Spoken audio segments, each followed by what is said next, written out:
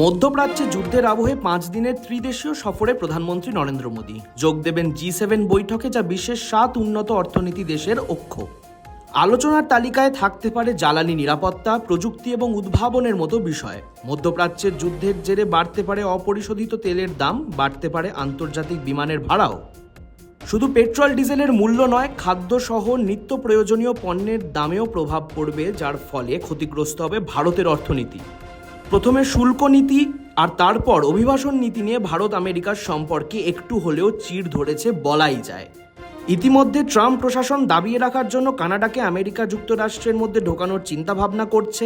NATO নিয়ে ট্রাম্পের দৃষ্টিভঙ্গি ভাবাচ্ছে G7 এর সদস্য ইউরোপীয় দেশগুলিকে এবং জাপানকেও। এসবের মাঝেই যুদ্ধের আবহে বিদেশ সফরে গিয়ে মোদি কি ট্রাম্পকে পাশ কাটিয়ে বিশ্বগুরু হয়ে ভারতের জন্য বিশেষ সুবিধা আদায় করতে পারবেন, সেটাই দেখার।